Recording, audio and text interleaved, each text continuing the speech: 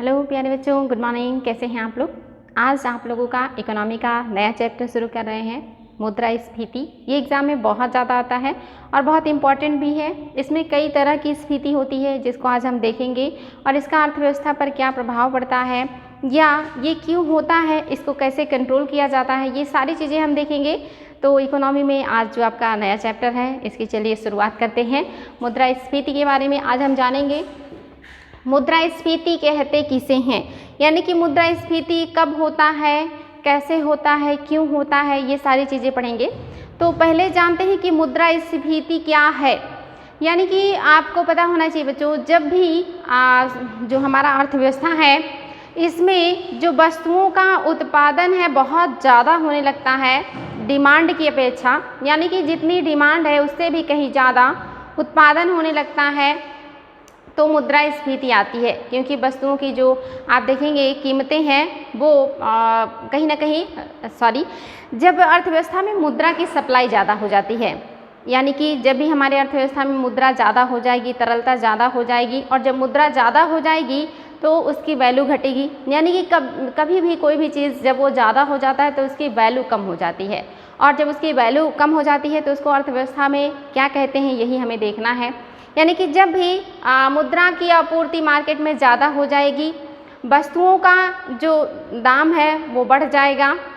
यानी मार्केट में तरलता अधिक है, वस्तुएं कम हैं, तो वस्तुएं कम होंगी तो उनका डिमांड जो है ज़्यादा होगा या उनकी वैल्यू ज़्यादा होगी। मुद्रा अधिक होगा तो उसका जो वैल्यू है वो कम हो जाएगा। तो जब भी ऐसी स्थिति होती है तो इसको मुद्रास्फीति कहते हैं। यानी कि मुद्रा की वैल्यू घट जाए, वस्तुओं की वैल्यू बढ़ जाए तो उसे मुद्रास्फीति कहेंगे।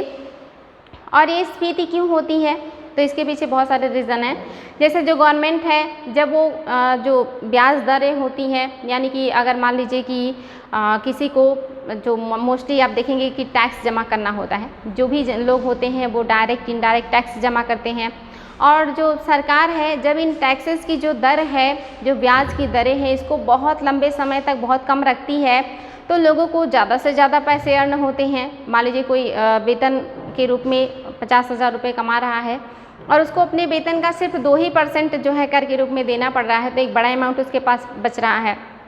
लेकिन वही अगर 15% हो जाए तो यानी कि एक बड़ा अमाउंट गवर्नमेंट के पास चली जाएगी, तो इंसान के पास पैसे कम होंगे। तो जब गवर्नमेंट करों की दरों को बहुत लंबे टाइम तक कम रखती है, यानी कि लोगों के पास पैसे ज़्यादा आते हैं, या जो बैंकें हैं ये अपने यहाँ जो कर्ज देते हैं उसका जो ब्याज दर होता है वो कम कर दें लंबे समय तक, तो लोग ज़्यादा से ज़्यादा बैंकों से उधार लेंगे और जो उधार लेंगे उसे मार्केट में लेकर के आएंगे, नई नई चीज़ों में इन्वेस्ट करेंगे, तो मार्केट में पैसा या तरलता बढ़ेगी। या जो गवर्नमेंट है ये बड़े पैमाने पे मुद्राओं का, नई मुद्राओं का चलन कर दे या नई नई मुद्राएं छाप करके उसको मार्केट में उतार दे, तो मार्केट में जो है मुद्रा की अधिकता बढ़ जाती है, तो भी मुद्रास्फीति होती है, यानी कि उसकी वैल्यू घटती है। या फिर जो सोसाइटी है या जो हमारी अर्थव्यवस्था है इसमें लोगों के पास काला धन बहुत ज़्यादा इकट्ठा हो जाए तो वो पैसे वो मार्केट में लगाएंगे और मार्केट में पैसों की तरलता बढ़ेगी, यानी कि पैसों की मात्रा बढ़ेगी। तो ऐसे हालत में अगर इस तरह की नीतियाँ गवर्नमेंट के द्वारा, बैंकों के द्वारा या काले धन के रूप में लोगों के द्वारा मार्केट में पैसे लाए जाते हैं तो पैसों की जो मात्रा है वो बढ़ जाती है मार्केट में अपेक्षाकृत वस्तुओं के, यानी कि जो वस्तु है वो कम है, डिमांड ज़्यादा है, जो मुद्रा है वो बहुत ज़्यादा है, हर इंसान के पास ज़्यादा पैसे हैं, तो मात्रा बढ़ गई है, यानी कि तरलता बढ़ गई है मार्केट में, तो इसी को कहते हैं मुद्रास्फीति। बहुत साधारण शब्दों में बताएंगे बच्चों कि जब भी मुद्रा की जो कीमतें हैं वो घट जाए, उसकी वैल्यू घट जाए, और जो वस्तुएं हैं और सेवाएं हैं उनकी जो कीमतें हैं वो बढ़ जाए, उनकी वैल्यू बढ़ जाए, तो इसी को मुद्रास्फीति कहते हैं। इसको मैंने लिखा भी है, जो कि एक आप इसको देख लेते हैं। जैसे कह सकते हैं, जब अर्थव्यवस्था में वस्तुओं और सेवाओं की आपूर्ति की अपेक्षा मुद्रा की आपूर्ति अधिक हो जाए, यानी कि जितनी वस्तु और सेवा है की आपूर्ति है उससे भी कहीं ज़्यादा मुद्रा की आपूर्ति हो जाए, पैसे की आपूर्ति मार्केट में ज़्यादा हो जाए, तो ऐसी अवस्था में अर्थात वस्तुओं और सेवाओं की आपूर्ति की अपेक्षा मांग अधिक होती है। यानी कि जो वस्तु और सेवा जितना उसका मार्केट में उपलब्धता उससे ज़्यादा मांग है, डिमांड है, तो ऐसे में वस्तुओं की कीमतें बढ़ेंगी। यानी कि मुद्रा की आपूर्ति से ज़्यादा वस्तुओं और सेवाओं की आपूर्ति हो जाए मार्केट में, वस्तुओं और सेवाओं की आपूर्ति की अपेक्षा डिमांड ज़्यादा हो जाए मार्केट में, तो कहीं ना कहीं क्या होगी, वस्तुओं का वैल्यू बढ़ेगा, कीमत बढ़ेगी, मुद्रा की जो वैल्यू है उसकी अपेक्षा घट जाएगी। तो इसी को क्या कहेंगे, मुद्रास्फीति कहेंगे। जैसे उदाहरण लेते हैं, मान लीजिए कोई व्यक्ति है जो है वो क्या करेगा, 1 जनवरी 2017 को एक लड़के ने 10 रुपये में 5 पेंसिल खरीदा, लेकिन अगले माह 1 फरवरी को 5 पेंसिल खरीदने के लिए 15 रुपये खर्च करने पड़े। क्या हो गया यहाँ पे, वस्तु की वैल्यू बढ़ गई, दाम बढ़ गया, पैसे की वैल्यू घट गई। यानी कि एक व्यक्ति 1 जनवरी को अगर जो है 5 पेंसिल खरीद रहा है तो उसे 10 रुपये पे करने पड़ रहे हैं, यानी कि पर पेंसिल 2 रुपये पड़ रहे हैं। लेकिन उसी व्यक्ति को अगले महीने जब वो पेंसिल खरीदने गया तो उसको जो है 5 पेंसिल लेने के लिए 15 रुपये पे करने पड़े, यानी कि कहीं ना कहीं उसको एक पेंसिल 3 रुपये का पड़ा। तो पेंसिल वही है, क्वालिटी वही है, साइज वही है, सब कुछ वही है, लेकिन उसकी जो वैल्यू है वो बढ़ गई, उसका कीमत बढ़ गया, और जो पैसे की वैल्यू है या उसकी जो कीमत है वो घट गई।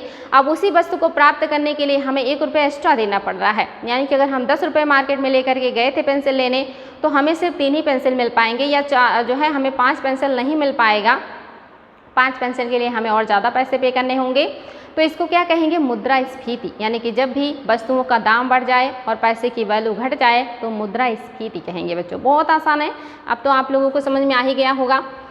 इसको और भी जो है शॉर्ट में अगर हम देखें, यानी कि वस्तुओं की कीमत अधिक और जो है मुद्रा की जो क्रय क्षमता है वो कम हो जाए, यानी कि वस्तुओं की कीमत अधिक हो जाए, मुद्रा की जो क्रय क्षमता या खरीदने की जो क्षमता है वो घट जाए, तो इसको क्या कहेंगे, यही आपकी मुद्रास्फीति है।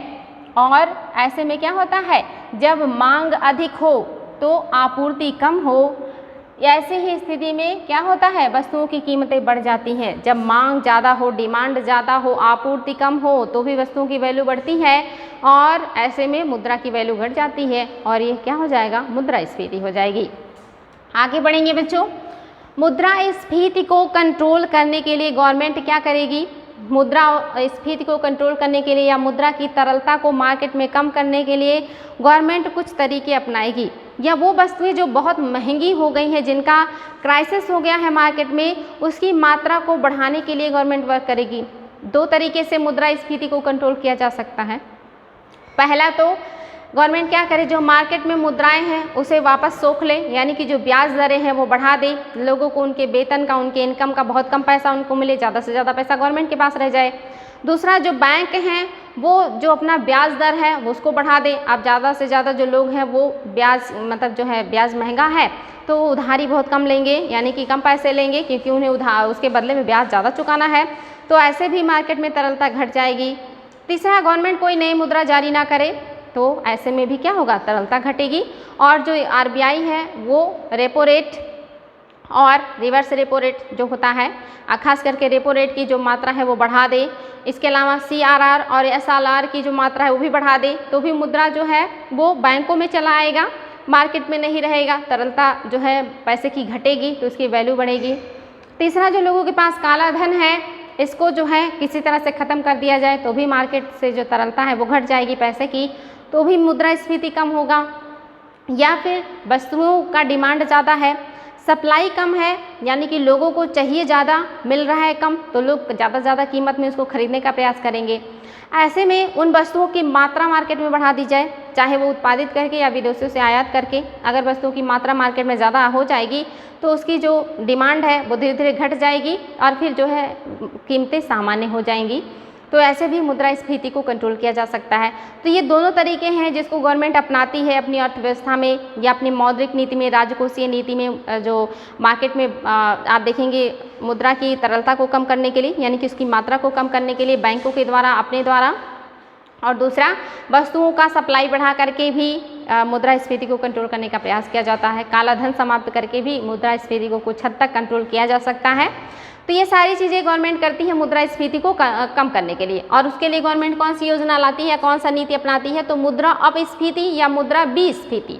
स्फीति मीन्स मुद्रा की मात्रा बढ़ा देना, विस्फीति मीन्स उसकी जो है गुणवत्ता को बढ़ा देना या उसकी वैल्यू को बढ़ा देना। और उस वैल्यू को बढ़ाने के लिए गवर्नमेंट क्या करेगी, यह मुद्रास्फीति पर नियंत्रण लगाने की अवस्था है, यानी कि गवर्नमेंट नियंत्रण लगाने के लिए विस्फीति लेके आएगी। जिसके अंतर्गत कीमतों को घटाकर सामान्य स्तर पर लाने का प्रयास किया जाता है। यानी कि जो वस्तुएं महंगी हो गई है उसकी कीमत को घटाने का प्रयास किया जाता है। जैसे आप देखे थे कि जो कोविड की प्रॉब्लम्स हुई तो जो लोग हैं वो वस्तुओं को बहुत महंगा बेचने लगे, और आपने देखा भी होगा शुरुआत के समय में बहुत सारी वस्तुएं लोगों को बहुत महंगे दामों पे मिली, लेकिन गवर्नमेंट ने या जो सरकारें हैं उन्होंने हस्तक्षेप किया और नियम लगा दिया कि इससे ज़्यादा कीमत पे कोई सामान को नहीं बेचेगा। अगर वो ऐसा करता है तो उसे दंड दिया जाएगा, यानी कि उसकी जो है मूल्य को घटा दिया। एक तो ये तरीका है कि मूल्य को घटा दीजिए, या जो लोगों ने डंप करके सामानों को रखा है इस उम्मीद में कि जब मार्केट में सप्लाई कम होगा, डिमांड ज़्यादा होगा तो लोग अच्छी कीमत पे खरीदेंगे, उस समय हम उस अपने डंप किए हुए माल को मार्केट में उतारेंगे ताकि हमें अच्छी कीमत प्राप्त हो। तो ऐसे डंप माल को सरकार मार्केट में ले आए तो अपने आप जब सामानों का जो अधिक्य हो यानी कि बढ़ेगी, मात्रा बढ़ेगी तो डिमांड जो है लोगों का पूरा हो जाएगा और अपने आप कीमतें घट जाएंगी। या ऐसे करने के बाद भी अगर कीमतें कंट्रोल में नहीं आती हैं तो ऐसी वस्तुओं का जो है सरकार विदेशों से आयात करे और वो मार्केट में उसका जो है सप्लाई बढ़ा दे तो भी उसका जो कीमत है वो घटेगा। 2-3 तरीके हैं, या तो गवर्नमेंट उन सबको जो नियम लगा दे कि आप इससे ज़्यादा महंगा बेचेंगे नहीं, या जो डंप किए हुए माल है उन सबको मार्केट में ले आए, या जो वस्तुएं कम हैं हमारे यहाँ उसको विदेशों से आयात करें या ऐसी जगहों से आयात करें जहाँ पे उसका अधिकता है। तो इन सारे तरीक़ों को अपना करके जो गवर्नमेंट है ये स्थिति को कंट्रोल करती है या वस्तुओं की जो कीमतें हैं उसको घटाने का प्रयास करती है। ये गवर्नमेंट के द्वारा जानबूझ करके किया जाता है बच्चों, यानी कि गवर्नमेंट हस्तक्षेप करता है इन सारी परेशानियों में ताकि जो अर्थव्यवस्था है वो सुचारू रूप से चले, जो लोग हैं उनको बहुत ज़्यादा असुविधा ना हो। तो इसको क्या कहेंगे, गवर्नमेंट के द्वारा लाई गई नीति है विस्फीति। ये स्वतः आती है, चाहे गवर्नमेंट की नीतियों के द्वारा, चाहे बैंकों के जो है द्वारा या लोगों की जो है काला धन के कारण ये स्थिति स्वतः आती है। लेकिन ये जो स्थिति है ये गवर्नमेंट इस स्थिति को कंट्रोल करने के लिए ये स्थिति लेकर के गवर्नमेंट आती है। तो ये इंपॉर्टेंट है बच्चों, ध्यान देंगे। ये प्रयास किया जाता है, इसमें मुद्रास्फीति की दर कम होती जाती है, यानी कि जब वस्तुओं का कीमत घटेगा तो अपने आप मुद्रास्फीति दर कम होगा। और ये सरकार के लिए सकारात्मक स्थिति है, यानी कि जब भी सरकार इस तरह का कदम उठाती है तो ये नकारात्मक नहीं है बल्कि ये सकारात्मक है, क्योंकि 2 चीज़ें हो रही हैं। एक तो मुद्रा की वैल्यू बढ़ रही है, दूसरा वस्तुओं की कीमतें जो है वो घट रही हैं, जिससे जो अर्थव्यवस्था में डिसबैलेंस आया है वो बैलेंस हो रहा है। तो ये सकारात्मक स्थिति है। और ये क्या है, ये सरकार के मौद्रिक एवं राजकोषीय उपाय का भाग है, यानी कि ये सरकार उपाय लेकर के आती है कि कैसे स्थिति को कंट्रोल किया जाए। तो ये सरकार के द्वारा जानबूझ करके लाया जाता है। तो आपने देखा मुद्रास्फीति किसे कहते हैं, उसको कंट्रोल करने के लिए गवर्नमेंट क्या क्या काम करती है और उस नीति को क्या कहते हैं, तो विस्फीति कहते हैं, या इंग्लिश में इसको डिसइन्फ्लेशन कहते हैं और इसको इन्फ्लेशन कहते हैं। तो आई होप इन्फ्लेशन और डिसइन्फ्लेशन आप लोगों को क्लियर हो गया होगा। आगे बढ़ेंगे बच्चों, मुद्रा संकुचन या मुद्रा अवस्फीति, जिसको डिफ्लेशन कहेंगे। डिफ्लेशन यानी कि मुद्रा अवस्फीति या मुद्रा संकुचन। इसमें क्या होता है, जब मार्केट में जो वस्तुएं हैं उनकी सप्लाई ज़्यादा हो जाए डिमांड की अपेक्षा, यानी कि डिमांड ज़्यादा नहीं है लेकिन वस्तुओं की सप्लाई बहुत ज़्यादा हो गई मार्केट में, अब क्या होगा, जो वस्तुएं हैं उनकी कीमतें घट जाएंगी, यानी कि मुद्रास्फीति का सेम अपोजिट। और यहाँ पे पैसे की वैल्यू बढ़ जाएगी, उसकी कीमत बढ़ जाएगी, यानी कि बहुत कम पैसे में हम कोई भी वस्तु या अच्छी से अच्छी वस्तुएं परचेज कर पाएंगे, क्योंकि डिमांड ज़्यादा है नहीं और सप्लाई बहुत ज़्यादा है मार्केट में। तो ऐसी स्थिति में जो मुद्रा है वो कम ही है, लेकिन कम मुद्रा में ही हम बहुत सारी चीज़ें प्राप्त कर सकते हैं। तो इस स्थिति को क्या कहते हैं, मुद्रा अवस्फीति या मुद्रा संकुचन। जब अर्थव्यवस्था में वस्तुओं एवं सेवाओं की आपूर्ति की अपेक्षा उनकी मांग कम हो जाए, यानी कि मांग कम है सप्लाई ज़्यादा है, तो इससे कीमतें घटती हैं। जब मांग है ही नहीं, सप्लाई ज़्यादा है, तो कीमतें अपने आप घट जाएंगी। जैसे आप देखेंगे टमाटर के सीज़न में टमाटर 5 रुपये किलो 10 रुपये केजी हो जाता है, आलू जो है 5 रुपये किलो 10 रुपये किलो हो जाता है। तो क्या है, यहाँ पे डिमांड है नहीं ज़्यादा, या जितनी डिमांड है उससे भी कहीं ज़्यादा सप्लाई हो गई है या उत्पादन हो गया, तो उसकी कीमतें क्या हो जाएंगी, गिर जाएंगी। कभी कभी आप देखते हैं कीमतें इतनी गिर जाती हैं कि किसानों को उससे कोई लाभ नहीं मिलता और लोग क्या करते हैं, अपने फसल को जैसे टमाटर वगैरह इन सब को ले जा करके रोडों पे बिखेर देते हैं, क्योंकि उतनी मिल नहीं रही लागत जितनी उन्होंने लगाई है। तो ऐसे में डिमांड जितनी है उससे कहीं ज़्यादा सप्लाई हो गई है, तो वस्तुओं की जो वैल्यू है, जो कीमत है वो घट जाएगी, और इसी को क्या कहेंगे, मुद्रा अवस्फीति कहेंगे। ऐसे में मुद्रास्फीति मूल्य स्तर के गिरने की वह अवस्था है जो उस समय उत्पन्न होती है जब वस्तुओं एवं सेवाओं का उत्पादन मौद्रिक आय की तुलना में अधिक तेजी से बढ़ता है। यानी कि मौद्रिक आय बहुत ज़्यादा नहीं बढ़ रहा है, लोगों के पास पैसे कम है, मार्केट में पैसा कम है, लेकिन जो वस्तुओं और सेवाओं का उत्पादन है वो बहुत तेज़ी से बढ़ रहा है और उसका बहुत ज़्यादा मार्केट में आप देखेंगे उपस्थिति है, तो लोगों को सस्ते में सारी चीज़ें मिल जाएंगी। जैसे आप देखेंगे जो स्कूल कॉलेज है पहले 1-2 हुआ करते थे तो वहाँ पे पढ़ना बहुत मुश्किल होता था। अब आप देखेंगे कि हर गली मोहल्ले हर नुक्कड़ पे स्कूल खुल गए हैं, तो अभी वहाँ पे बहुत अच्छी क्वालिटी ना हो तो हर कोई कम फीस में भी पढ़ाने को तैयार हो जाएगा। यानी कि अगर जो है पढ़ने वाले कम हो जाएं और स्कूल ज़्यादा हो जाए तो फैसिलिटी अच्छी मिलेगी और पैसे कम लगेंगे। आप जानते हैं हमारे यहाँ अगर रेलवेज़ की संख्या ज़्यादा हो जाए तो हमें क्या किराया कम पे करना पड़ेगा, लेकिन रेलवे कम हो और सबको रेलवे में बैठना यानी कि रेल में बैठना है तो ऐसे में लोग महंगी टिकट पे भी बैठेंगे। तो ये सारी जो प्रॉब्लम्स होती हैं कब होती हैं, जब सप्लाई ज़्यादा हो जाता है, डिमांड कम हो जाता है और इसी को क्या कहते हैं मुद्रा अस्फीति। मुद्रास्फीति का सेम अपोजिट। यहाँ पे वस्तुओं की वैल्यू ज़्यादा थी, पैसे की वैल्यू कम थी, यहाँ पे पैसे की वैल्यू ज़्यादा है और वस्तुओं की वैल्यू कम है। अब इसको भी कंट्रोल करने के लिए सरकार क्या लेकर के आएगी, मुद्रा संस्फीति लेकर के आएगी। तो यहाँ पे आप देखेंगे जो रिफ्लेशन आएगा गवर्नमेंट के द्वारा ये लाया जाएगा, यानी कि इस स्थिति को कंट्रोल करने के लिए गवर्नमेंट ये योजना या ये नीति उपयोग करती है। यानी कि जब इन्फ्लेशन होगा तो डिसफ्लेशन लाया जाएगा गवर्नमेंट के द्वारा, जब डिफ्लेशन होगा तो गवर्नमेंट के द्वारा रिफ्लेशन जो है लेकर के आया जाएगा, तो रिफ्लेशन आएगा। तो इम्पोर्टेंट है बच्चों, अब यहाँ पे गवर्नमेंट क्या करेगी, यह मुद्रा अस्फीति पर नियंत्रण लगाने की स्थिति है जिसके तहत बहुत नीचे गिरे कीमतों को धीरे धीरे बढ़ाकर सामान्य स्तर पर लाने का प्रयास किया जाता है। इसके तहत करों में और ब्याज दरों में कटौती करके अर्थव्यवस्था में मुद्रा की आपूर्ति बढ़ाया जाता है। यानी कि अगर जो मुद्रा की आपूर्ति मार्केट में कम है, पैसे कम हैं और वस्तुएं अधिक हैं, डिमांड नहीं है, सप्लाई ज़्यादा है, तो ऐसे में वस्तुओं की कीमत बहुत कम हो जाएगी। लोग अपने उत्पाद को ऐसे इधर उधर फेंकने लगेंगे, सरकार का विरोध करने लगेंगे और जो है डिमांड करने लगेंगे कि उनके साथ न्याय किया जाए। तो गवर्नमेंट क्या करेगी वहाँ पे, फिर वो मार्केट में पैसे का सप्लाई बढ़ाएगी कि पैसे ज़्यादा आए लोगों के पास। जब पैसे ज़्यादा आएंगे तो लोग सामानों को खरीदने का प्रयास करेंगे या लेने का प्रयास करेंगे या कहीं ना कहीं इन्वेस्ट करेंगे। तो इसके लिए गवर्नमेंट क्या करेगी, नई मुद्राएं छाप सकती है या जो वो कर ले रही है लोगों से उनके जो है इनकम पर, उनके उत्पाद पर, उस कर में लंबे टाइम तक कटौती कर दे तो भी लोगों को कम देना होगा, तो ज़्यादा से ज़्यादा उनके पास पैसे सेफ होंगे, बचेंगे, जिसका वो सामान खरीदने बेचने में उपयोग करेंगे। जो बैंक हैं उनको छोड़ दीजिए, मतलब छूट दिया जाए कि आप बहुत कम ब्याज पे ही लोगों को लोन दीजिए या लोगों को पैसे दीजिए उधार। तो जब बहुत ज़्यादा आप देखेंगे कि छूट मिल जाएगा, बहुत कम पैसे में ही ज़्यादा से ज़्यादा लोगों को पैसे मिल रहे हैं, यानी कि बहुत कम ब्याज देना है और ज़्यादा पैसे हम प्राप्त कर सकते हैं, तो लोग बड़े पैमाने पे बैंकों से लोन लेंगे और वो पैसा वो मार्केट में ले जाएंगे। वहाँ पे लोग कुछ नया खरीदेंगे, नया बेचेंगे या नए नए चीज़ों का आविष्कार करेंगे, इन्वेस्ट करेंगे मार्केट में, तो मार्केट में तरलता बढ़ेगी। यानी कि वो जब पैसे कम थे, लोगों के पास पैसे नहीं थे, तो वो ज़्यादा सामान नहीं खरीद रहे थे, तो सामान जो है वो अधिक था, उसका कीमत जो है वो कम था। लेकिन अब लोगों के पास पैसे ज़्यादा आ रहे हैं, तो अब ऐसे में लोग अपने ज़रूरत की चीज़ें या ज़रूरत से ज़्यादा चीज़ें खरीदने का प्रयास करेंगे और मार्केट में पैसे की आपूर्ति बढ़ जाएगी, तरलता बढ़ जाएगी, जो कीमतें हैं वो वस्तुओं की बढ़ने लगेंगी, क्योंकि अब हर कोई मार्केट में खरीदने पहुँच गया है कुछ ना कुछ।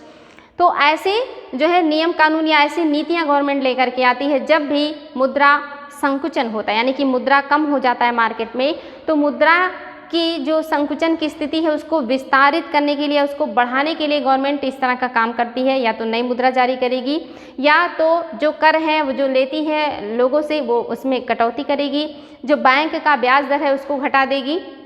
तो ऐसे में मार्केट में क्या होगा, मुद्रा की सप्लाई बढ़ जाएगी, तरलता बढ़ जाएगी, ज़्यादा से ज़्यादा साख का सृजन होगा। तो जो मार्केट में वस्तुओं की कीमतें थी जो कि बहुत नीचे थी, अब वो बढ़ जाएंगी, क्योंकि मार्केट में जो संकुचन था वो खत्म हो गया है, यानी कि पैसे की अधिकता हो गई है। तो ये भी गवर्नमेंट के द्वारा जानबूझ करके लाई जाती है बच्चों। तो ये बहुत आसान है कि मुद्रास्फीति को कंट्रोल करना होगा तो गवर्नमेंट विस्फीति या डिसइन्फ्लेशन लेकर आएगी, और जब मुद्रा संकुचन हो जाएगा मार्केट में तो उसको समाप्त करने के लिए गवर्नमेंट क्या करेगी, मुद्रा संस्फीति या रिफ्लेशन लेकर के आएगी। तो इसको मैंने आपको बताया बच्चों, आई होप समझ में आया होगा। थोड़ा और भी देख लेते हैं। इसके तहत करों में ब्याज दरों में कटौती करके अर्थव्यवस्था में मुद्रा की आपूर्ति बढ़ाया जाता है। मुद्रा संस्फीति की स्थिति का अर्थ है कि अर्थव्यवस्था में बेरोजगारी कम करने, वस्तुओं और सेवाओं का मांग बढ़ाने के लिए सरकार द्वारा जानबूझकर लाई जाती है।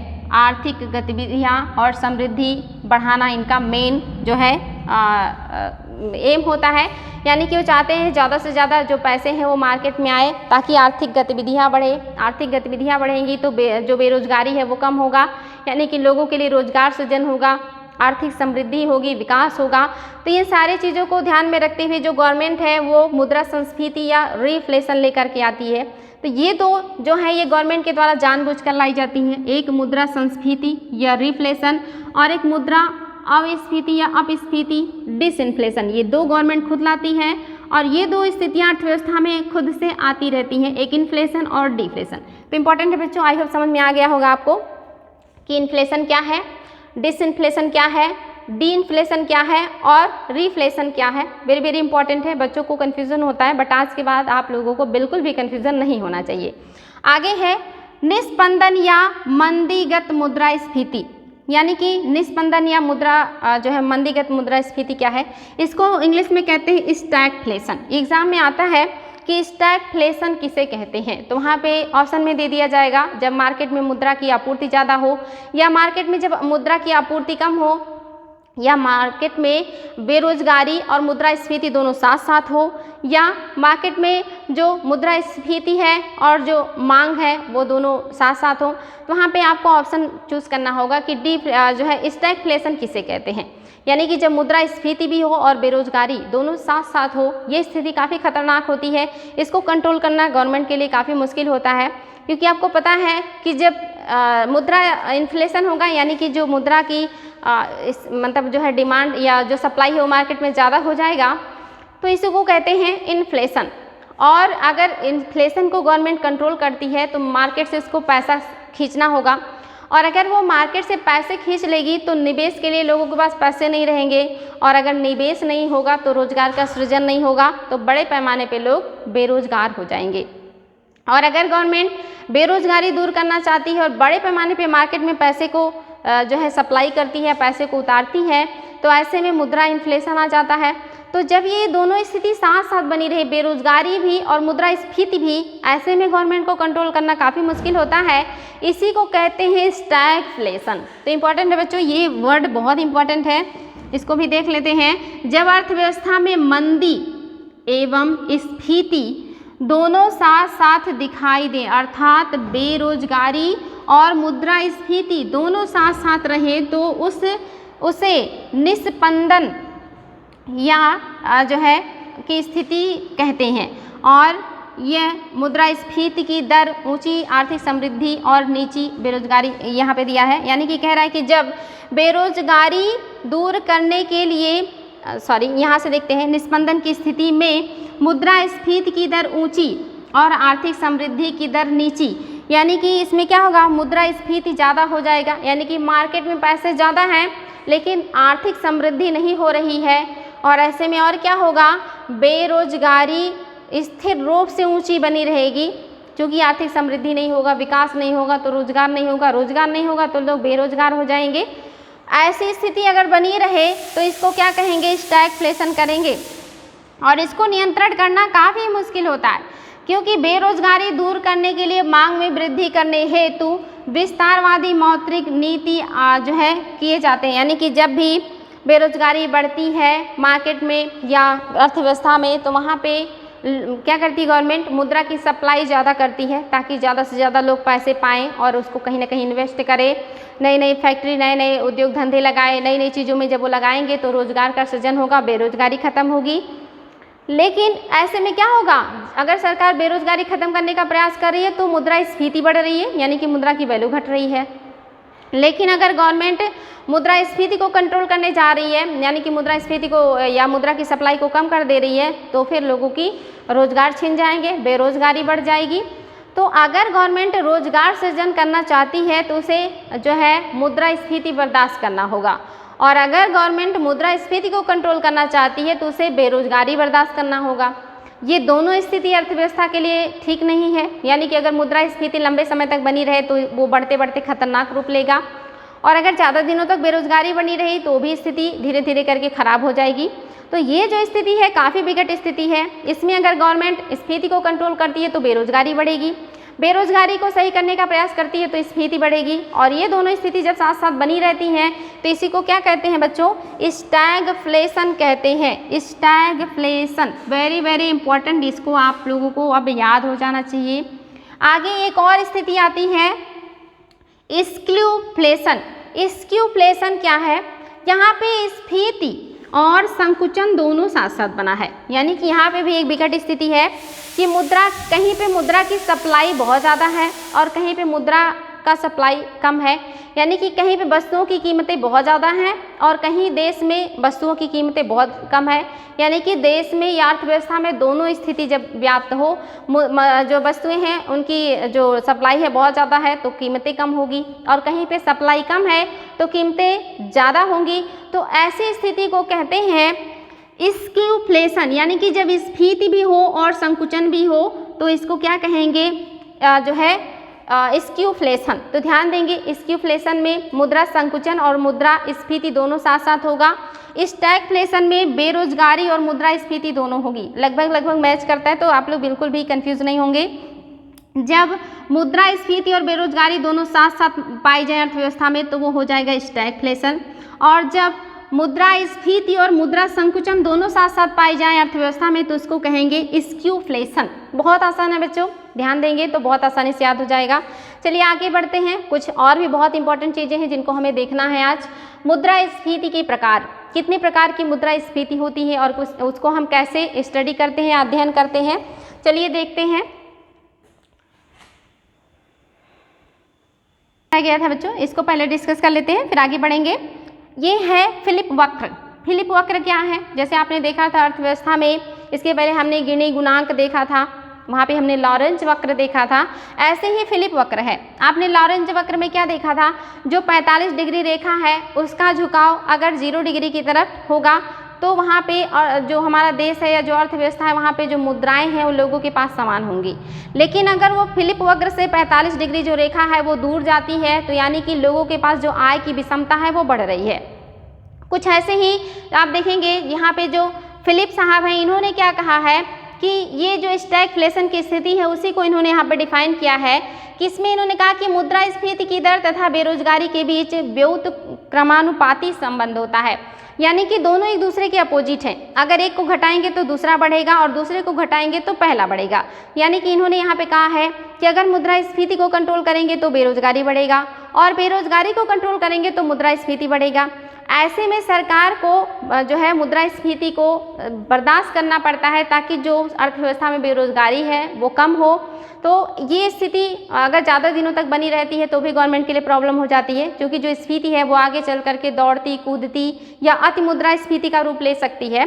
तो इसी को इन्होंने बताया है फिलिप साहब ने। इन्होंने कहा है कि जो है स्फीति को घटाएंगे तो बेरोजगारी बढ़ेगी, बेरोजगारी को घटाएंगे तो स्फीति बढ़ेगी। अगर बेरोजगारी को सामान्य रखना है तो हमें हाई जो मुद्रास्फीति है इसको बर्दाश्त करना पड़ेगा, यानी कि दोनों में अपोजिट संबंध है। तो कभी एग्जाम में आए कि फिलिप वक्र क्या है तो बहुत आसान है कि स्फीति को कंट्रोल करने के लिए बेरोजगारी जो है ये बढ़ाना होगा और बेरोजगारी को कंट्रोल करेंगे तो हमें स्फीति को बर्दाश्त करना पड़ेगा। यही चीज़ ये कहते हैं कि दोनों में अपोजिट संबंध है और ये बहुत आसान है। अब आप लोगों को आई होप प्रॉब्लम नहीं होगा।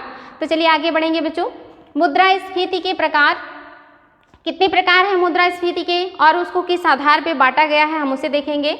और यहाँ पे आप देखेंगे जो है पहला जो प्रकार है रेंगती हुई मुद्रास्फीति या मंद मुद्रास्फीति, यानी कि ऐसी मुद्रास्फीति जो रेंगती हुई हो, यानी कि जिसका जो गति है वो बहुत स्लो है, बहुत धीमा है, इसलिए इसको मंद मुद्रास्फीति भी कहते हैं। और ये कब होता है या किसे कहते हैं देख लेते हैं। जब मुद्रास्फीति की दर 3% या उससे कम हो तो उसे रेंगती मुद्रास्फीति कहते हैं। यह अत्यंत मंद रूप है, यह विकसित देशों में होता है, यानी कि जब अर्थव्यवस्था में 3% तक की मुद्रास्फीति पाई जाती है तो इसे बहुत कम या मंद मुद्रास्फीति कहते हैं। और इस तरह की जो स्फीति है ये विकसित देशों में पाई जाती है और विकसित देशों के लिए ये काफ़ी फायदेमंद होती है। अर्थ जो भी विकसित देश होते हैं वहाँ पे 3% की जो मुद्रास्फीति है ये लाभदायक मानी जाती है, अच्छा माना जाता है, तो ये विकसित देशों में पाया जाता है। दूसरा जो है ये चलती हुई मुद्रास्फीति है, ये 3 से 10% के बीच पाई जाती है, यानी कि ये थोड़ा सा इसकी जो गति है ये तेज़ होगा, मंद से ज़्यादा होगा। और इस तरह की जो मुद्रास्फीति है ये विकासशील देशों में पाया जाता है, यानी कि हमारे जैसे कंट्रीज़ में इस तरह की मुद्रास्फीति अच्छी मानी जाती है। यानी कि अगर 3 से 10% के बीच मुद्रास्फीति है तो अर्थव्यवस्था के लिए अच्छी है, नुकसानदेह नहीं है। लेकिन इसको कंट्रोल रख के मतलब जो है इसकी स्थिति को बनाए रखना काफ़ी मुश्किल होता है। तो याद रखेंगे बच्चों, जो रेंगती हुई है ये विकसित देशों के लिए है, 3% तक होता है। जो चलती हुई मुद्रास्फीति है ये विकासशील देशों के लिए है और ये 3 से 10% के बीच का होता है। तीसरा जो है दौड़ती हुई मुद्रास्फीति, बढ़ती हुई कीमतों की दर में तीव्र वृद्धि को दौड़ती हुई मुद्रास्फीति कहते हैं, यानी कि जो कीमतें हैं वो तेजी से बढ़ने लगे और वो बढ़ती ही जाएं तो इसे क्या कहेंगे, दौड़ती हुई मुद्रास्फीति। और ये 10 से 20% होता है। और ये जो दौड़ती हुई मुद्रास्फीति होता है यह स्थिति अगर ज़्यादा दिनों तक बनी रहे तो प्रॉब्लम क्रिएट कर सकता है। और इसको कंट्रोल करने के लिए सरकार क्या करती है, मजबूत राजकोषीय मौद्रिक नियंत्रण जो है उपाय के रूप में लेकर के आती है, अन्यथा ये अति मुद्रास्फीति की तरफ अग्रसर हो सकता है। यानी कि ज़्यादा दिनों तक अगर दौड़ती हुई मुद्रास्फीति बनी रही तो ये अति मुद्रास्फीति में तब्दील हो सकती है अगर इसको गवर्नमेंट ने अपनी मौद्रिक एवं राजकोषीय नीति से कंट्रोल नहीं किया तो। और कैसे कंट्रोल करेगी वो सारी चीज़ें हम डिस्कस कर चुके हैं, तो आप अब समझ रहे होंगे। आगे है कूदती हुई मुद्रास्फीति, यानी कि इससे भी खतरनाक स्थिति है, बहुत तेजी से जो आगे बढ़े। ऐसी स्थिति जब वस्तुओं एवं सेवाओं की कीमतें जो हैं वो द्विअंकीय या त्रिअंकीय वृद्धि दर से बढ़ती है, अर्थात जब उत्पादन में बिना किसी वृद्धि के या नगण्य वृद्धि के कीमतें काफ़ी तेजी से बढ़ती हैं और मुद्रास्फीति की दर 20% से अधिक होती है तो उसे कूदती हुई मुद्रास्फीति कहते हैं। ऐसी स्थिति में स्फीति की वार्षिक वृद्धि दर अत्यंत उच्च होती है, यानी कि जब भी मुद्रास्फीति 20% से अधिक होगी तो ये कूदती हुई मुद्रास्फीति होगी और ये लगातार बढ़ती रहती है और ये 2 अंकीय से लेकर के 3 अंकीय की मुद्रास्फीति होती है, यानी कि ये काफ़ी बड़ी मुद्रास्फीति होती है और पूरे वर्ष ये काफ़ी तीव्र गति से बढ़ने वाली मुद्रास्फीति होती है। और ये आप देखेंगे इसका जो वार्षिक वृद्धि दर है ये काफ़ी उच्च होती है और यहाँ पे उत्पादन तो नहीं बढ़ रहा है लेकिन वस्तुओं की कीमतें जो है वो बढ़ती जा रही हैं, लगातार बढ़ती जा रही हैं और ये मुद्रास्फीति क्या है, बढ़ ही रहा है, 2 अंकीय से 3 अंकीय हो रहा है, तो ये क्या हो जाएगा, कूदती हुई मुद्रास्फीति हो जाएगी। आगे है बच्चों अति मुद्रास्फीति, इसका भी विकट रूप या सबसे भयानक रूप जो होता है वो अति मुद्रास्फीति होता है। जब स्फीति की दर 3 अंक से भी अधिक हो जाए तो उसे अति मुद्रास्फीति कहते हैं। 3 अंक से भी ज़्यादा हो जाएगा तो अति मुद्रास्फीति हो जाएगा।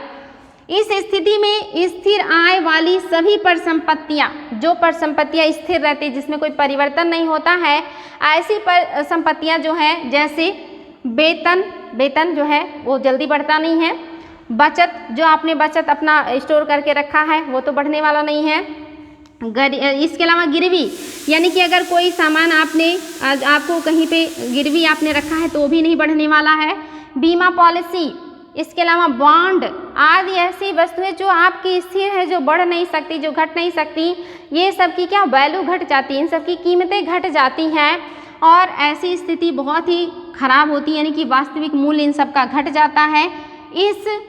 इन सभी में पत्र द्वारा जो मुद्रा है वो बेकार हो जाता है, यानी कि इस स्थिति में जो पत्र मुद्रा है, जो पत्र मुद्रा आप जानते हैं कि कौन से होते हैं जो पत्र मुद्रा के अंतर्गत आते हैं, वो सारे क्या हो जाते हैं, बेकार हो जाते हैं, उनकी कोई वैल्यू नहीं रह जाती है।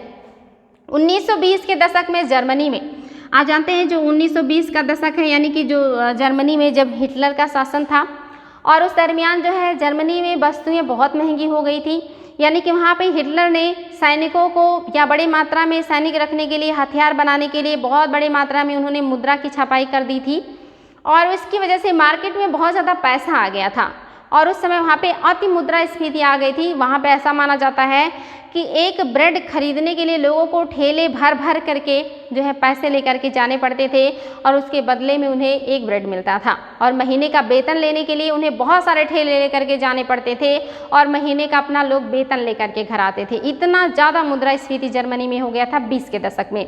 और ऐसी स्थिति कहाँ पाई गई है, और तो 2000 के दशक में आप देखेंगे ऐसी जो स्थिति है ये जिम्बाब्वे में भी पाई गई थी। यहाँ पे भी अति मुद्रास्फीति आई थी 2000 में। और लेटेस्ट 2016-17 के दौरान वेनेजुएला में अति मुद्रास्फीति की स्थिति उत्पन्न हुई थी। यानी कि जो वेनेजुएला देश है यहाँ पर अति मुद्रास्फीति की स्थिति उत्पन्न हुई थी 2016-17 में। और यहाँ पर भी आप देखेंगे 1 रुपये या $1 की कीमत 1 लाख रुपए तक चली गई थी।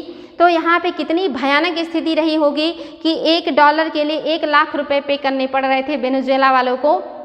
तो ये भी अति मुद्रास्फीति के उदाहरण है। यहाँ पे जितनी भी स्थिर परिसंपत्तियाँ हैं उनकी जो वैल्यू है, जो कीमतें हैं वो घट जाती हैं और मार्केट में पैसे की सप्लाई बहुत ज़्यादा हो जाती है। इसके अलावा आप देखेंगे कोर स्फीति, यानी कि कोर स्फीति किसे कहते हैं, ये 2 प्रकार का होता है, अस्थायी मुद्रास्फीति और अस्थायी मुद्रास्फीति। अस्थायी मुद्रास्फीति कब आती है, जब जनसंख्या तीव्र गति से लगातार बढ़ती रहे। आप जानते हैं कि जो जनसंख्या है ये बढ़ती ही जा रही है, अभी भी ये कंट्रोल में नहीं आई है। यानी कि हर साल जो है बहुत ज़्यादा जनसंख्या बढ़ रही है और जो सामानों का उत्पादन है वो उतना ही है या उतनी तेज़ी से नहीं बढ़ रहा है जितनी तेज़ी से जनसंख्या बढ़ रही है। तो ऐसे में जो भी स्फीति आएगा या जो भी प्रॉब्लम होगा वो उसे क्या कहेंगे, अस्थायी मुद्रास्फीति, जो कि ये प्रॉब्लम बनी हुई है लगातार और अभी इस पर गवर्नमेंट का या विश्व के जो देश हैं उनका कोई कंट्रोल नहीं है। इसके अलावा आप जानते हैं औद्योगिकरण, ये भी लगातार जारी है। औद्योगिकरण होने से भी आप देखेंगे वस्तुओं का डिमांड बढ़ रहा है लगातार और वस्तुओं का जो सप्लाई है उनकी मात्रा में बहुत ज़्यादा बढ़ोतरी नहीं है, तब भी स्फीति आती है, ये भी अस्थायी स्फीति है। इसके अलावा आप देखेंगे नगरीकरण, लगातार आप देखेंगे जो छोटे छोटे नगर हैं वो बड़े बड़े नगरों में तब्दील हो रहे हैं, छोटे छोटे जो कस्बे हैं वो नगरों में तब्दील हो रहे हैं। तो ये भी क्या है, अस्थायी स्थिति बनी हुई है। यानी कि लगातार ये चीज़ें बढ़ रही हैं, स्मार्ट सिटी, मेट्रो सिटी, इन सारे चीज़ों की संख्याएँ बढ़ रही हैं, डिमांड बढ़ रहा है, सप्लाई बढ़ नहीं रही है या उतनी नहीं बढ़ रही है जितनी की उन्हें ज़रूरत है। तो ऐसे में क्या होगा, जो स्फीति आएगी ये अस्थायी स्फीति होगा। यानी कि जनसंख्या बढ़ने से, औद्योगिकरण से और नगरीकरण से जो स्फीति आती है उसको अस्थायी स्फीति कहते हैं। और दूसरा जो है अस्थायी मुद्रास्फीति, यानी कि ऐसी स्थिति जब मान लीजिए कि मानसून अच्छा ना आए। आप जानते हैं हमारे यहाँ जो कृषि है वो मानसून पर आधारित है। ज़्यादातर लोगों के पास आज भी उतने संसाधन नहीं हैं कि वो अपने खेतों की सिंचाई जो है वो नलकूपों से या बाकी जलीय माध्यम से कर सके।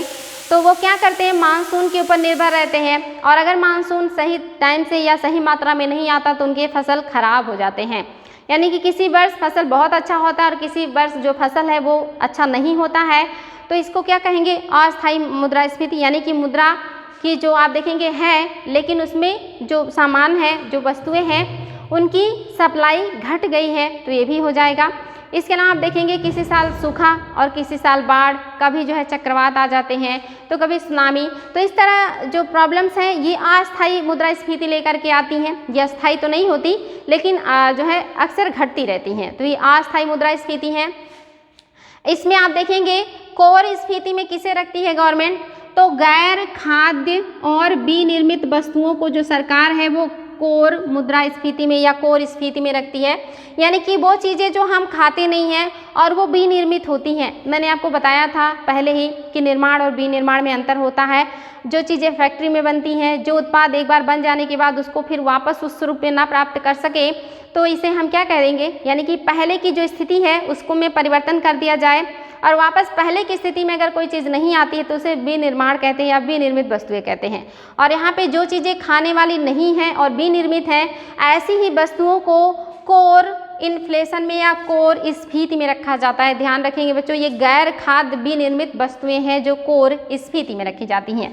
इसके अलावा हेडलाइन मुद्रास्फीति। हेडलाइन मुद्रास्फीति क्या है, थोक मूल्य सूचकांक होल प्राइस इंडेक्स के आधार पर समग्र मुद्रास्फीति के मासिक आधार पर जारी किए जाने वाले आंकड़े को हेडलाइन मुद्रास्फीति कहते हैं। हेडलाइन मुद्रास्फीति क्या है, यानी कि जो थोक मूल्य सूचकांक के आधार पर जो समग्र मुद्रास्फीति है और पूरे महीने का जो समग्र मुद्रास्फीति है उसी को क्या कहते हैं, हेडलाइन मुद्रास्फीति कहते हैं।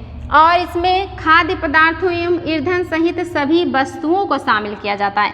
यानी कि इसमें जितने भी खाने पीने वाली चीज़ें हैं और ईंधन जितने भी पेट्रोलियम है, डीजल हैं और दूसरे जो है तेल हैं, ईंधन है, इन सबको शामिल किया जाता है। भारत सरकार द्वारा फरवरी 2015 से औपचारिक रूप से मुद्रास्फीति को लक्षित करने की नीति अपनाई जा रही है। सरकार ने कब से नीति अपनाई है? तो 2015 से ये लक्षित कर रही है मुद्रास्फीति को, और इसके अंतर्गत CPI यानी कि कंज्यूमर प्राइस इंडेक्स को हेडलाइन मुद्रास्फीति माना गया है। यानी कि यहाँ पे हेडलाइन मुद्रास्फीति किसे माना गया है? तो CPI कंज्यूमर प्राइस इंडेक्स को माना गया है, तथा रिजर्व बैंक अपनी मौद्रिक एवं साख नीतियों में इसे ही लक्षित करता है। यानी कि जो RBI है, जो आप जानते हैं हमारा जो केंद्रीय बैंक है, वो अपनी मौद्रिक नीतियों में, यानी कि जो मुद्रा बनाना है, मुद्रा को ख़त्म करना है, कितनी मुद्रा मार्केट में सप्लाई करनी है और कितना नहीं करनी है, वो नीतियाँ।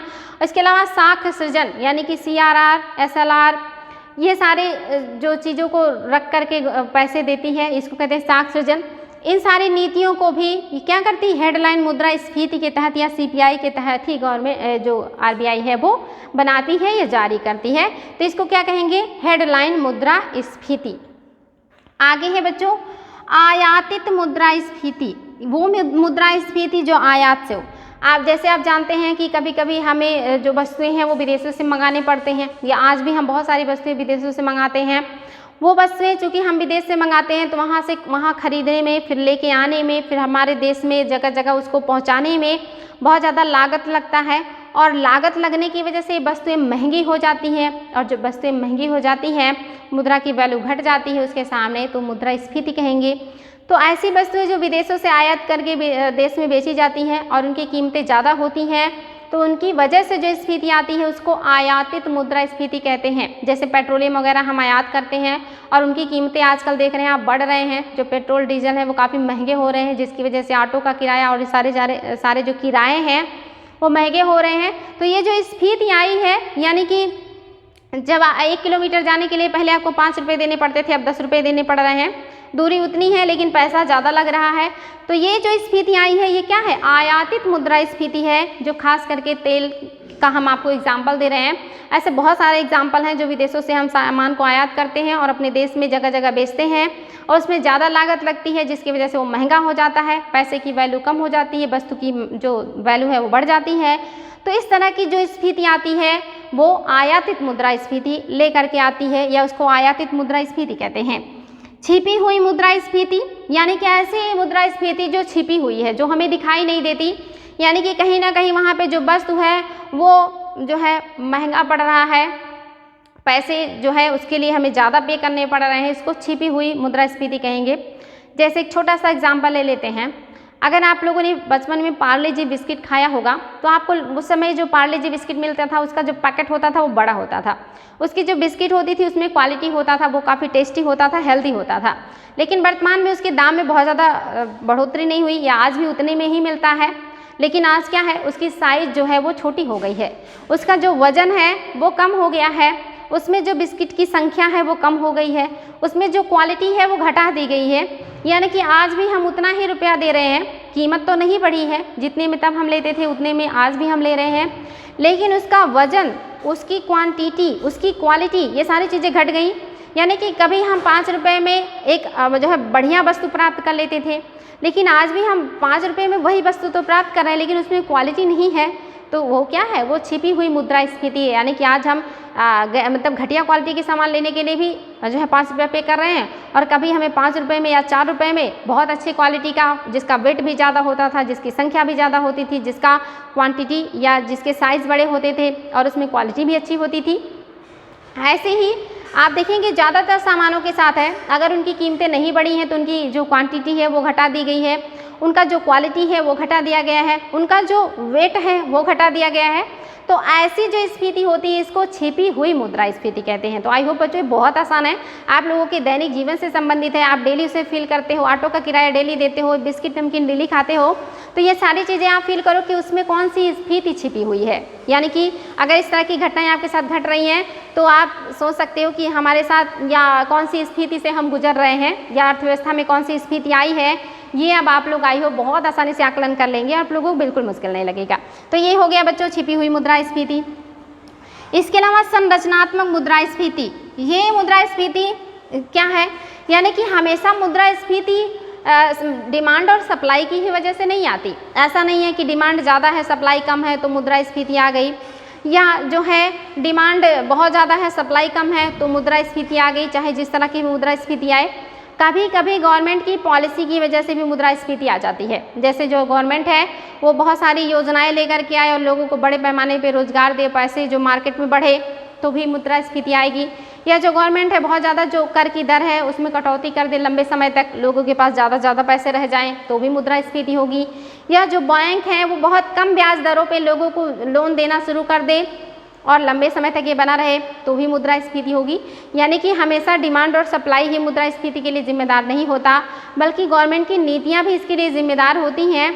और अगर इस वजह से मुद्रास्फीति आती है तो इसी को क्या कहेंगे, संरचनात्मक मुद्रास्फीति कहेंगे बच्चों। तो बहुत आसान है, आई होप आप इसको जो है आप समझ जाएंगे कि क्या है। इस मुद्रास्फीति को जो बताने वाले हैं या जो सिद्धांत के प्रतिपादक हैं ये गुरनार मिर्डल हैं, और इसको और बड़ा करके या और ब्रॉड स्तर पर जिन्होंने समझाया था वो पॉल स्ट्रीटन थे। पॉल स्ट्रीटन ने इसको और बृहद पैमाने पे समझाया है, लेकिन प्रतिपादन किसने किया है इस संरचना का या इस स्फीति का, तो ये गुरनार मिर्डल साहब हैं जिन्होंने इसका जो है प्रतिपादन किया था। तो ये समझ में आ गया होगा कि गवर्नमेंट की पॉलिसी की वजह से भी अगर इस तरह की स्फीति बनती है तो इसे क्या कहेंगे, संरचनात्मक मुद्रास्फीति कहेंगे। इसके अलावा एक दो चीज़ें और हैं बच्चों। धारणीय मुद्रास्फीति क्या है, धारणीय आप जानते हैं सस्टेनेबल जो है इन्फ्लेशन, यानी कि ऐसा इन्फ्लेशन जो हमारे लिए अच्छा हो, जो सतत बना रहे और बढ़िया हो, तो ऐसे इन्फ्लेशन को, यानी कि मार्केट में जो इन्फ्लेशन है वो आप देखेंगे 5 से 6% अगर बनी हुई है विकासशील देशों में लगातार, तो विकास होगा, डेवलपमेंट होगा। यानी कि ये इन्फ्लेशन चलती हुई इन्फ्लेशन होगी या चलती हुई मुद्रास्फीति होगी। अगर इस तरह की स्फीति लगातार बनी रहे, यानी कि इससे ज़्यादा बढ़े ना, इसको सरकार जो है कंट्रोल करके रखे, तो विकास बहुत तेज़ी से होता है। और विकास तेज़ी से होगा तो जो है समृद्धि आएगी, डेवलपमेंट होगा, जो देश है वो विकास करेगा, जनता विकास करेगी, सब कुछ बहुत अच्छा होगा। और ये स्थिति सतत बनी रहे, यानी कि कंट्रोल में रहे गवर्नमेंट के, तो जब भी कोई अच्छी चीज़ सतत बनी रहती है तो इसी को हम सस्टेनेबल कहते हैं। और ये सस्टेनेबल चीज़ें क्या होती हैं, डेवलपमेंट लेकर के आती हैं। अगर अच्छी क्षेत्र में या अच्छी जगहों में बनी रहे तो ऐसी स्थिति को क्या कहेंगे, धारणीय मुद्रास्फीति। 5 से 6% विकासशील देशों में बनी रहे, गवर्नमेंट का उस पर कंट्रोल रहे, देश बहुत तेज़ी से विकास करता है, बहुत तेज़ी से ग्रोथ करता है, ऐसी स्थिति में इसी को कहते हैं सस्टेनेबल मुद्रास्फीति। इसके अलावा आर्थिक विकास एवं मुद्रास्फीति में संबंध, यहाँ पे आप देखेंगे बच्चों बहुत ही अपोजिट संबंध है। यानी कि अगर आर्थिक विकास करना होगा तो गवर्नमेंट को नई नई योजनाएं लानी होंगी, पैसे का जो फ्लो है वो मार्केट में बढ़ाना होगा, यानी कि पैसे की तरलता बढ़ानी होगी। उसके लिए गवर्नमेंट क्या करेगी, नई नई योजनाएं लाएगी, नई नई नीतियाँ लाएगी, करों की दरों में कटौती करेगी, ब्याज दरों में कटौती करेगी, जिससे ज़्यादा से ज़्यादा जो पैसे हैं वो मार्केट में आए, यानी कि जो पैसे का सप्लाई है वो बढ़े। और अगर ऐसा करती है गवर्नमेंट तो मुद्रास्फीति आ जाती है। और अगर गवर्नमेंट मुद्रास्फीति को कंट्रोल करना चाहती है तो उसे ब्याज की दर बढ़ानी होगी, कर की दर बढ़ानी होगी, जितनी भी योजनाएं हैं उसे रोकनी होगी। तो ऐसे में स्थिति तो कंट्रोल हो जाएगी लेकिन विकास दर उससे प्रभावित हो जाएगा। यानी कि अगर आपको विकास करना है, डेवलपमेंट करना है, अर्थव्यवस्था को आगे ले जाना है, तो उसके लिए आपको क्या करना होगा, स्फीति को बर्दाश्त करना होगा। तो ये दोनों चीज़ें बच्चों अपोजिट हैं, यानी कि अर्थव्यवस्था का स्फीति से अपोजिट संबंध है। गवर्नमेंट को एक चीज़ तो बर्दाश्त करना ही पड़ेगा, इसीलिए माना जाता है कि अगर 5 से 6% की स्फीति है तो गवर्नमेंट को उतना कंट्रोल करके रखना चाहिए। वो जो है विकासशील देशों के लिए टॉनिक का काम करता है, या विकासशील देशों की अर्थव्यवस्था के लिए टॉनिक है। अगर 5 से 6% की मुद्रास्फीति बनी हुई है तो देश विकास करता है, ग्रोथ करता है, बेरोजगारी खत्म होती है, समृद्धि आती है। तो ये है बच्चों आज का आपका कॉन्सेप्ट। आई होप आप लोगों को बहुत अच्छे से समझ में आया होगा। मुद्रास्फीति या मुद्रास्फीति किसे कहते हैं, मैंने पूरा जितना भी होता है सबको समझाया आप लोगों को। इसके जो बचे हुए चीज़ें हैं उसको हम कल डिस्कस करेंगे। आई होप आप लोगों को बहुत अच्छे से समझ में आया होगा। तो फिर नेक्स्ट डे मिलते हैं, आज के लिए रहने देते हैं। Thank you.